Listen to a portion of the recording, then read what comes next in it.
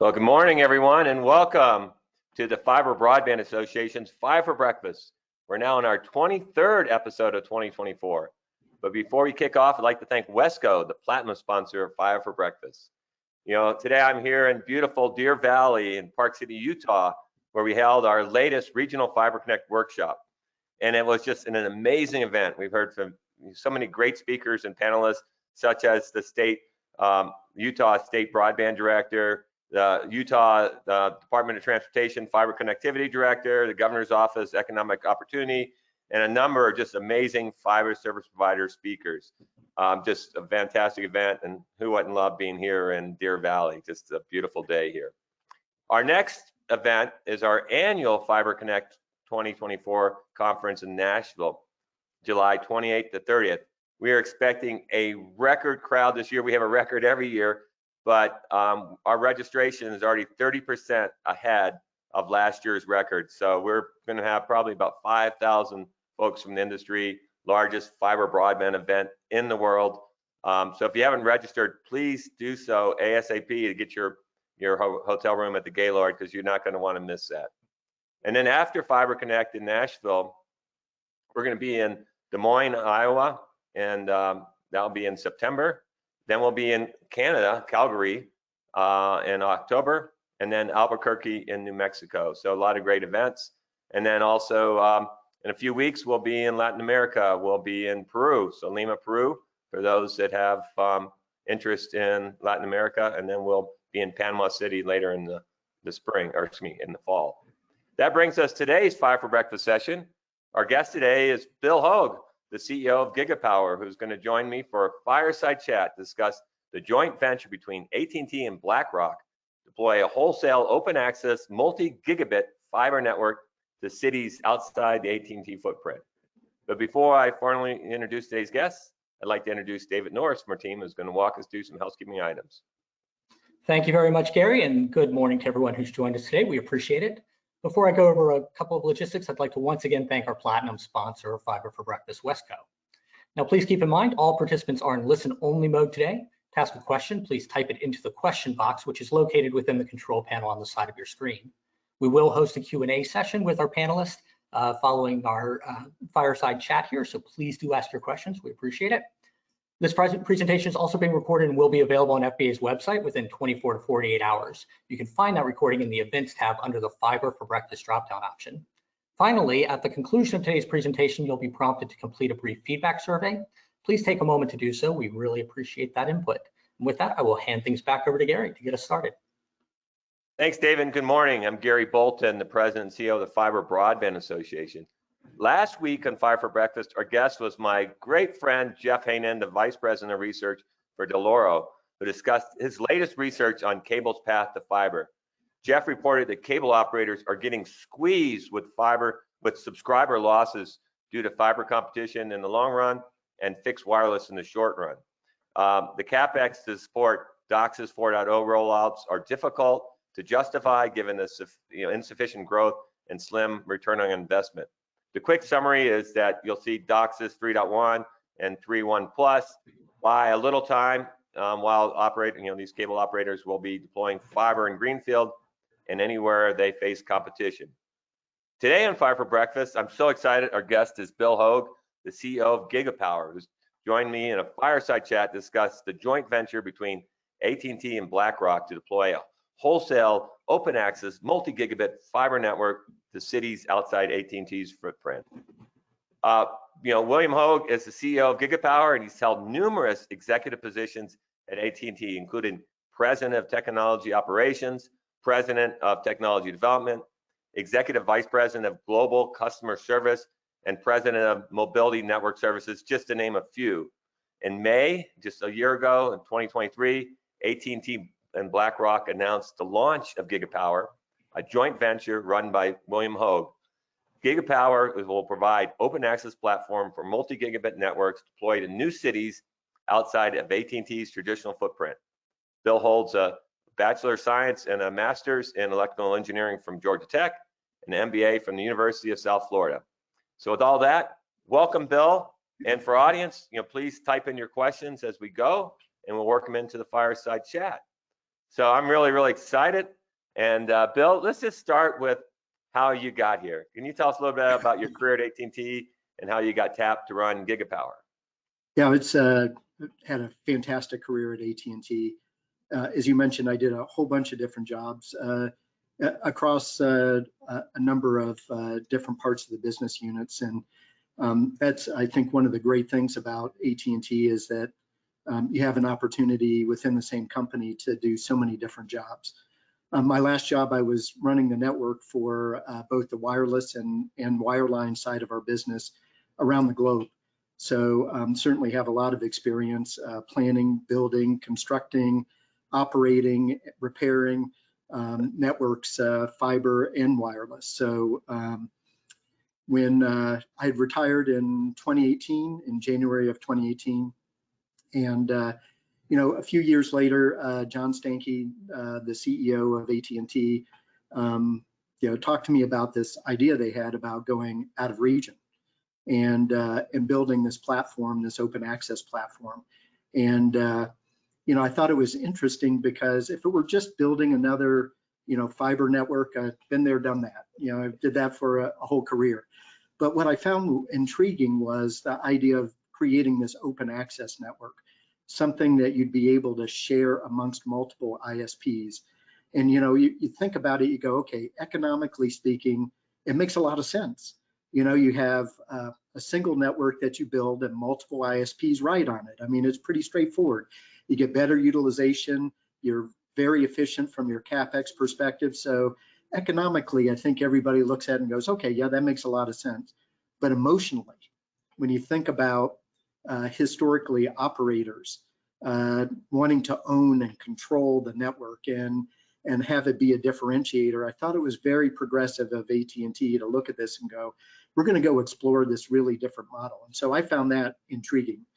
And the idea that we were going to get some outside investors and make a go at this and kind of be the first open access provider at scale in the US was very attractive to me, just because I firmly believe that this is the future of networks. So I'm like, okay, I'll help you organize it. I'll help you build it. And so here I am, just a year into building this network and building speed as we start to go execute our business plan. So, I mean, this is incredibly innovative, and especially coming from AT&T, being a large incumbent, you wouldn't think that AT&T was, be this progressive. So open access means a lot of things to a lot of people. We see all kinds of different open access network. My community has open access as long as it's Google. But so tell us what open access means to Gigapower. Yeah, I think you're exactly right. Open access means a lot of things to a lot of different people. And I'll be really specific in the words that I choose here. We are a commercial open access platform, which means that we have arm's length agreement with ISPs to ride on the network that we build. And so we have a commercial arrangement. Think of it almost like today, I guess the best analogy would be MVNOs in wireless, right? You have virtual network operators in wireless that ride on the existing carriers' networks. It's a very similar kind of model here. We build a fiber network that we share amongst multiple ISPs.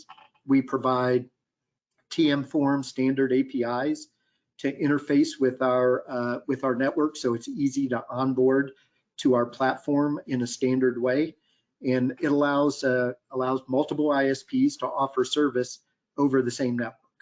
And it's I think again a model that is capital efficient for the ISPs because they don't have the big upfront capital required to go build a network, and they pay as they add subscribers. So it's a success-based model for them. When they add subscribers, that's when they actually have to pay for the service. So it's really efficient, and it allows ISPs to kind of differentiate in the offer that they make. In terms of some offer bundles with wireless, Some might bundle it with other platforms like a gaming platform or those kinds of things. And you're seeing that model emerge in a number of different areas, and allows them to go after different segments in a particular market that one ISP might not be interested in, but another might be very successful in. So it allows them to differentiate at the offer and the bundle level as opposed to at the network level. So I hear from I love research analysts. I love to hear about what their thoughts on the market. And the one thing that I hear over and over, especially whether it's Wall Street or from industry analysts, is first to market is king. The first person with fiber wins. So is this a speed to market play then, to the fact that now ISPs can take advantage of your CapEx investment and get to market really quickly? Yeah, it absolutely is a speed to market play. And I firmly believe, and I think the analysts are right, the first fiber provider wins. And so getting to these first of all, identifying where there are opportunities where there is no fiber is, job one. And then making sure that that you're first to that market is job number two. And then, the ISPs are very quick to say, okay, well, if you can get us into these markets quickly, then, we're interested in riding this platform. So it is absolutely a speed to market play. And, I think executing as efficiently and as quickly as we can is key to success.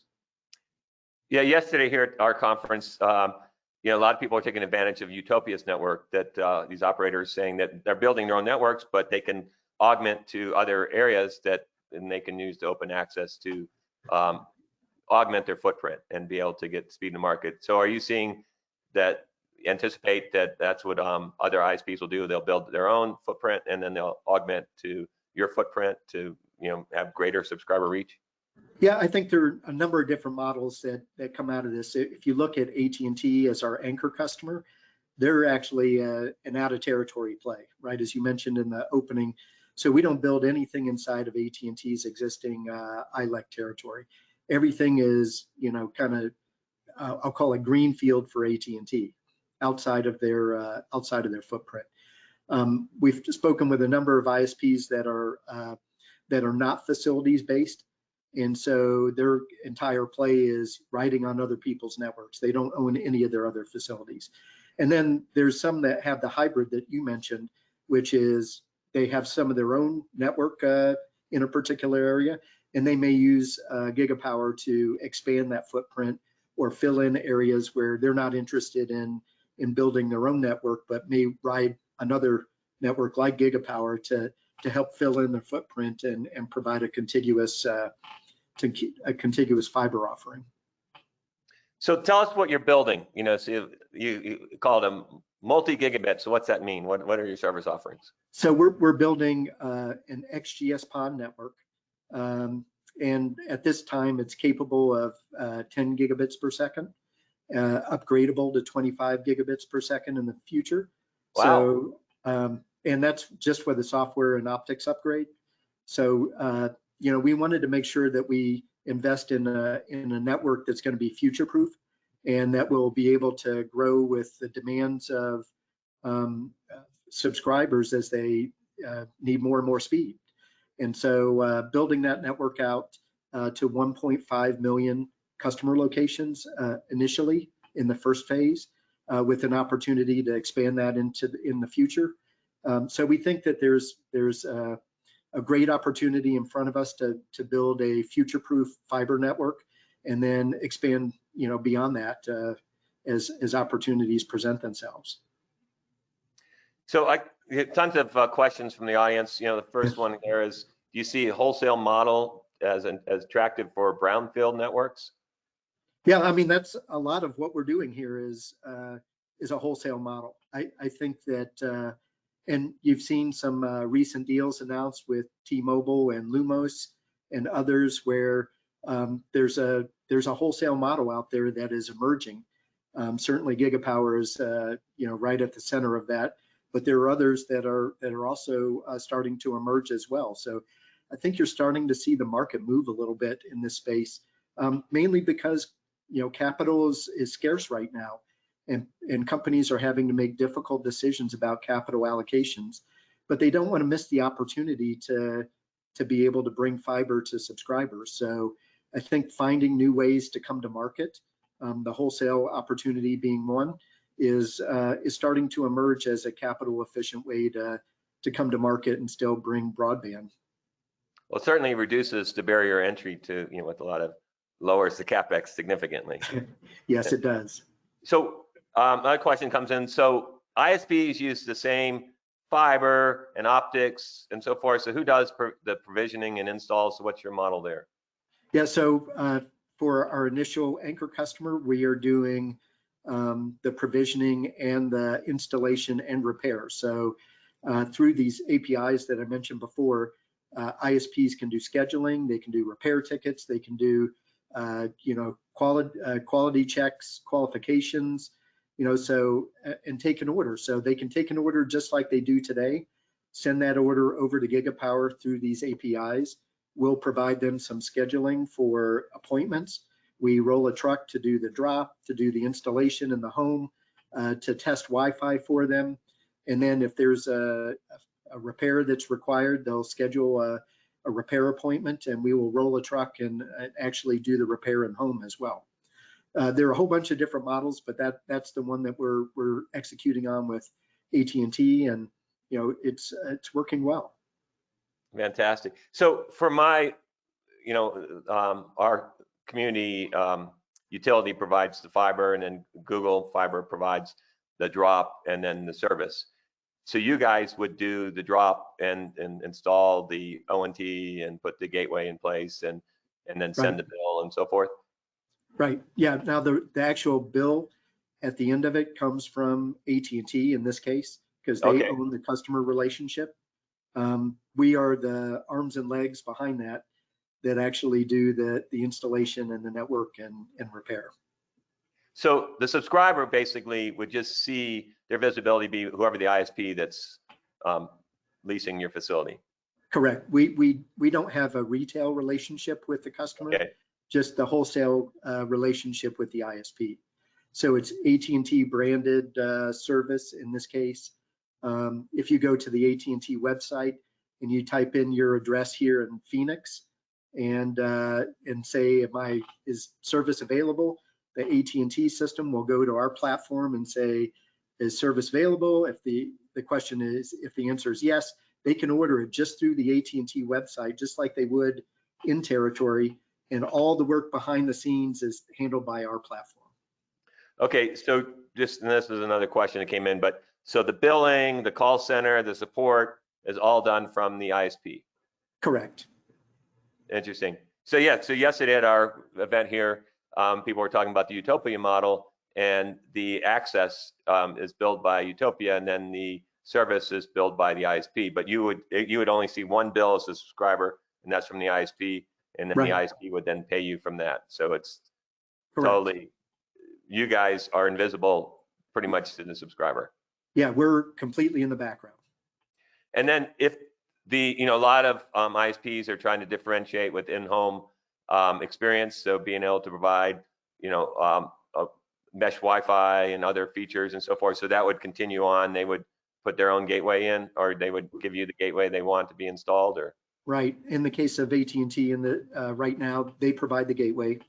They provide any kind of mesh or Wi-Fi extenders and those kinds of things, and we are trained to install that gateway and to the AT&T standards, and also put in Wi-Fi extenders if it's needed.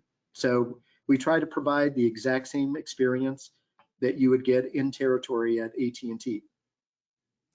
So and we would get the same for other ISPs as well. Yeah, a lot of open access networks like Utopia or Amen, Idaho, or others. The subscriber would be able to go to a menu and be able to pick ISPs. How does the subscriber, do they just, the ISPs that are available on your network, they would just, let me just start with that. How many ISPs can ride across to the same subscriber? Yeah, there's no technical limit to that. As a practical matter, I would imagine that, somewhere in that 3 to 5 range would be probably the max you would expect to see in any given market. Those ISPs would market to subscribers, and based on that marketing, subscribers would say, okay, I'd like to sign up for service with AT&T or ISP number 2 or ISP number 3, and they would go through that front door of the ISP to actually order service, select the speed that they want, the price plan that they want, and then schedule the appointment. So say that someone wants to switch ISPs. So say they went from ISP number 1 to ISP number 2, then you would just take out a different gateway for ISP number 2's gateway, and then they would be off and running.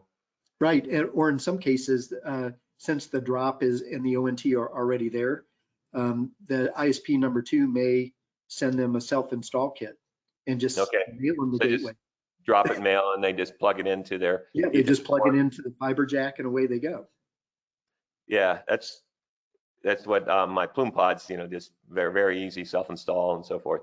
Right. So another question came in is, so how do you differentiate then as ISPs other than brand? And you touched a little bit about this, but can you expand on that? Yeah, I think ISPs they differentiate on bundles a lot of times. Like, for example, you may do a wireless and broadband bundle. You may do a gaming platform bundle with broadband, optimized for low latency and high speed. You may do an offer that is kind of I'll call it affinity group based. For example, AARP might have an offer that they do for broadband, as an example, in an affinity group where they get a discount for 55 and above.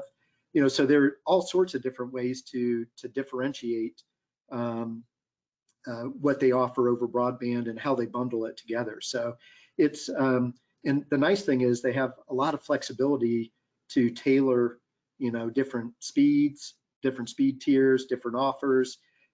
It really becomes something that ISPs can focus on the offer and the product and the service as opposed to the building of the network. And that's really where they're finding most of their differentiation. So I think I know the answer to this, but one of the questions from the audience is, will AT&T also share their in-network infrastructure? I think you'd probably have to ask AT&T that. All right. I'll steer clear of that one. Do you see multi-ISP services driving more revenue per sub versus close? If not, how does the margin stack make sense? Yeah, I do think in general, what you're seeing is customers moving up speed as more and more services are being offered in a home and connected, whether it be streaming video, connected devices, all sorts of things. So I think as you look at this model, I think more and more subscribers are moving up speed, and I think that provides plenty of room for a margin that is attractive to Gigapower, but also attractive to the retail ISP. That's what I'm amazed when I talk to industry analysts. They say that there's no ceiling on ARPU. And the cable industry's proven that, right? That they've been bleeding. They have negative net subscriber adds, but their profitability keeps going up and up because they have figured out the ARPU model. So it sounds like there's a lot of potential on, added revenue for every subscriber. Yeah, I think so. I think as you offer a more capable service in terms of a symmetric high-speed gigabit service, that allows some opportunity to also raise ARPU at the same time. So I think you addressed this question a little bit, but I'll ask it anyway. So will the network include the customer drop, and where is the point of handover for the ISP? Yeah, so the DMARC is on the other side of the ONT. So Gigapower's network, goes all the way out to the ONT, and then on the other side of the ONT is the ISP's, gateway, and some have an integrated gateway with Wi-Fi. Some use gateway with kind of a mesh access point Wi-Fi system. But everything on the other side of the ONT is typically the ISPs. How do you manage traffic overload between ISPs? I'm not sure that I understand the question in terms of overload. Well, I mean, if you have, so it's only one ISP per subscriber, right? So right. So you're not really sharing. I mean, obviously at the you want to make sure you have enough ports and the right number of splitters to be able to support the number of subscribers that you have.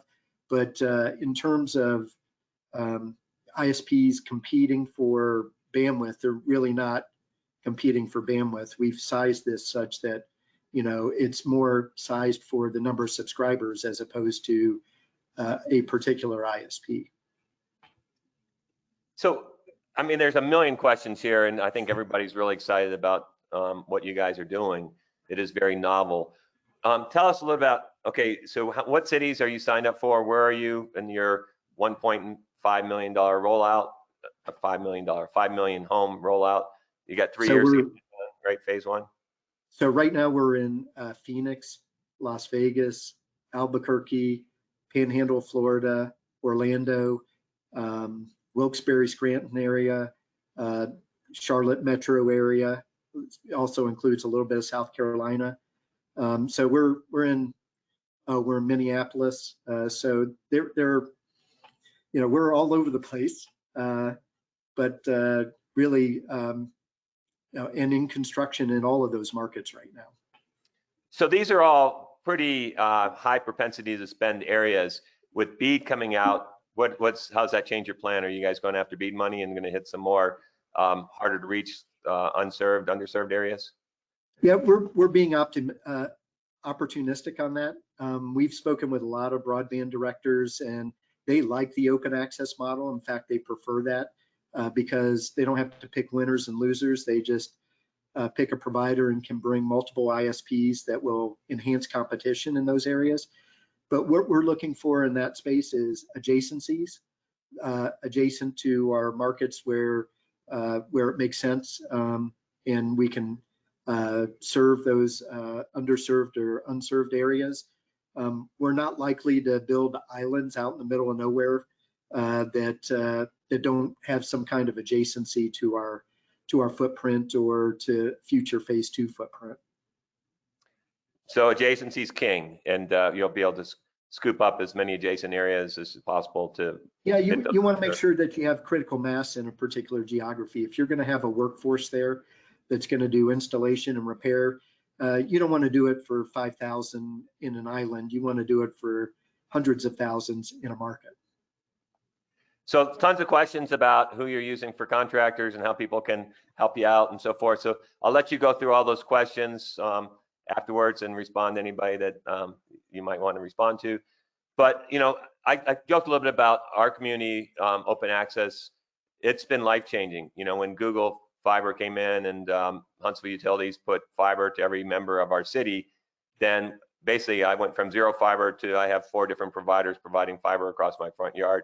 Sounds like you have a little more efficient with your model, and 1 fiber with multiple ISPs can come through. But yep. Congratulations. We're really excited about your success. And Bill, we really appreciate you taking time to share your deployment and insights with our audience today. You bet. Thank you for having me, Gary. I appreciate it. And I'm really glad everybody joined us, and I look forward to get back together next Wednesday. It's going to be really exciting because we're going to have Sanjay Nagpal, the director of go-to-market for Google X, the Moonshot Factory, is going to be discussing expanding fast, affordable broadband with next generation free space optics. So you're not going to want to miss that. It's really exciting. And I will see you guys all next Wednesday. Bill, enjoy Phoenix, stay cool, and I'll sign off here from Deer Valley. Okay, thank you, Gary.